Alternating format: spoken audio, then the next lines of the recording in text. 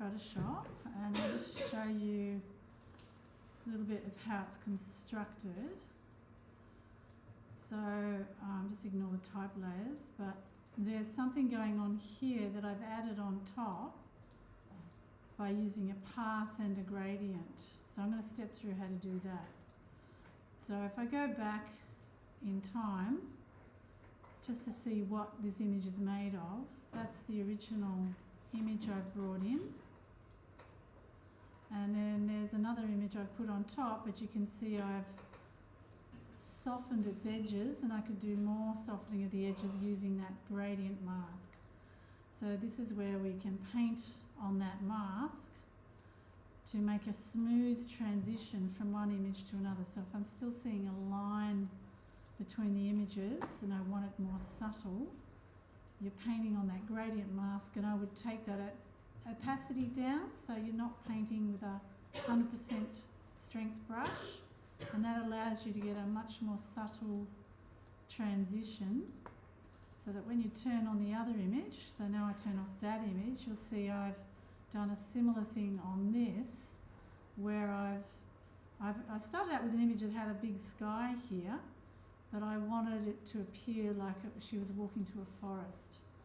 So if I go back in my history to how the image began,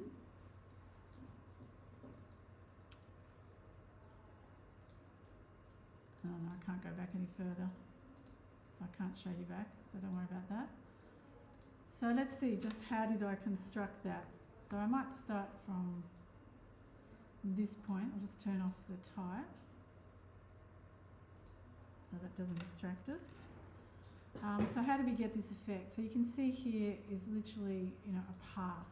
That's created with a path. So I'll just ditch that for the moment and do it again. So this is the original image that I've started with, and it's just blends, and I'll get rid of that as well. It's basically just a very simple blend from that image to that image, but it's not doing what I really want it to do. It doesn't have a sort of a light shining down, which is what I was imagining. So the idea is that you can use paths to create what looks like a light shining down. So you need to have a look at your path palette. If it's not showing, just go and get your path palette. So maybe just with me, just have a go in your image. You can always ditch this afterwards. Sorry, I've lost my paths. Where's it gone? Oh, it was there. Okay. So turn on paths if it's not showing. There it is. There's my little path thing.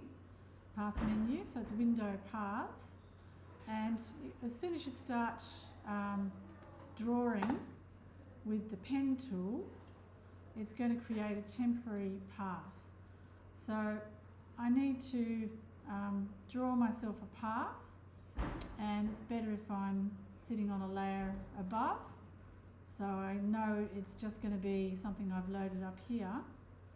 And I'm going to draw a diagonal. So think of it like I want a shaft of light kind of effect. So I'm just drawing a path. It's on that layer, and you'll see it now turning up in the paths palette as a work path. So until I save that path, it's not really something I can work with. So the next step after you've drawn a path is to save a path, and I'm going to call it triangle light, because that's kind of the effect I'm after.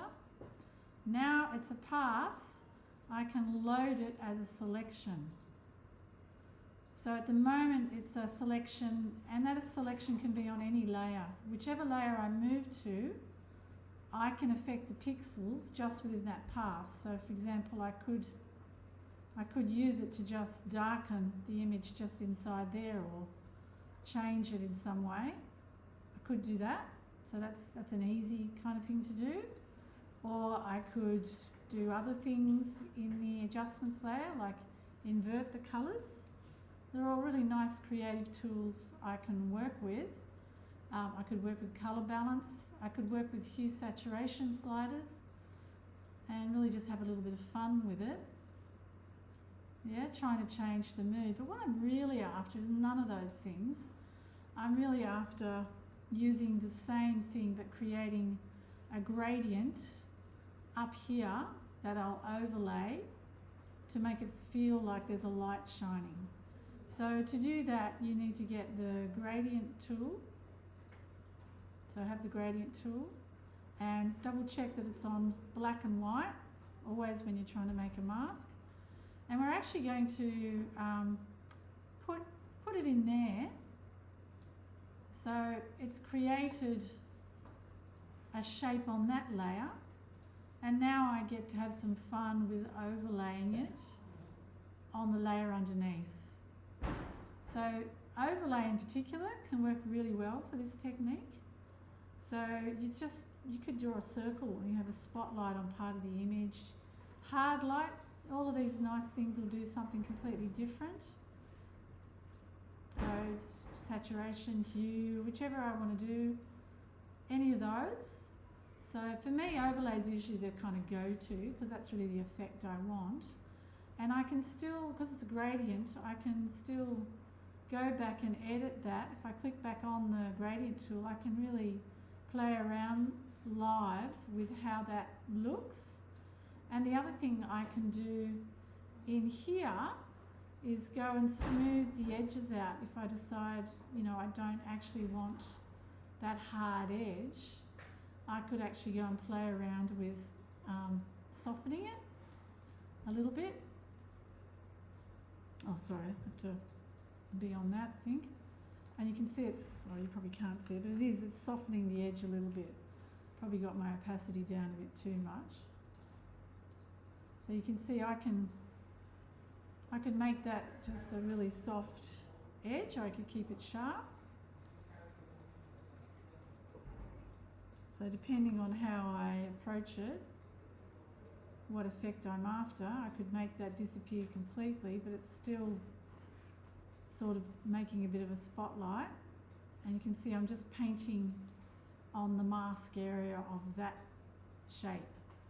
So again, nothing's happened. I can get rid of it at any point, and I can use that mask selection. If I just control click, now the mask shape has changed, but I can still use it. So I could still do all sorts of stuff, but remember I've got to move to the layer where the pixels are if I want to affect the pixels. So instead of working on this, if I want to change the colours in there, I can use the mask the same way in there, and like I was doing before, just change the colours. So have a little go at it, try different shapes. Another common thing to do is to make an oval shape and use it like a vignette effect. So you can custom make it. Another thing, when I get to the point where I want to put type on this, I might want to put another layer, because what if I want to put, have this a bit darker so I can put type up there, or lighter, whichever way I want to go. That's when I would make a new layer, dump a colour in there. Let's say I want to sample that nice dark green and dump it in. Use the paint bucket tool to dump it in. Okay. Yeah, heading out. Sister's picking me up. So. Great. We'll see you when you're well. Yeah. Okay. Take care. So I could dump that in. If I don't want it to be affected by the mask above, move it up, and then you'll get that solid layer. Why am I doing any of this? Well, because I probably want it to sit actually behind that one, so I can paint through and have a more solid area up there. So you can use that, you can just decide where you want to put it, and then use a mask, use that little eye symbol there to make a mask. And again, I could start working with another gradient mask on top to reveal it. It's probably this way I'd want to go.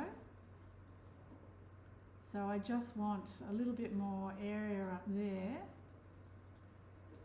so that when it can be quite transparent in the end. It's just a little subtle thing, depending on how you do it. You can even have it start out there, but I want a little bit of it showing so that the image is still showing, but it's just darkening it enough. And I've chosen a colour from within the image that helps unite the whole thing. And that way, when I bring my text in, there'll be a little bit more contrast. There's also the possibility of playing with the actual text type mask tool, and that literally creates a piece of text. Let's just say I've chosen a font, but it's not vector. Okay, that's one thing to understand about this. This is not a vector technique. Can you see what it's doing? It's going straight into the image. So it's very unforgiving in that way. But it is something you could play with, and you can play with using your type as a mask back in Illustrator and bringing it in. I'll just go over here and have a go at it again. Into darkness is the title. When I click back, it's automatically a selection, and depending on which layer I want to be in, I can then make it appear to be chopped out of the image. But that's not working because I'm not actually on the image is down here. So you can muck around then with levels or exposure even, and it's a little bit experimental to see what it'll do. But if you want the text showing through, I know it's a bit subtle, can you see it's showing the image through? So maybe I'll do it further down where there's a bit more image, just to show you how it works. So that's not vector type though. So be aware you're creating, it's harder to work with. I would still advise you to organise your type in Illustrator so you know where it's going, and then you can bring it in and place it and turn it into a selection and use this sort of technique anyway. So if I use levels now, you can see how the text starts to emerge. Still got the image behind it. So you've probably seen that on lots of book covers. Now if I deselect, you see it's using the actual image. I'll add a couple more text techniques in a separate video because it's getting a bit long. But there's a couple more things to go over. But for the moment, at least have a try with the path tool to make yourself like a spotlight on part of the image or something much subtler, because it's pretty much like using a lighting filter, and you control where the changes happen, and getting used to using the path tool. So that'll do for now.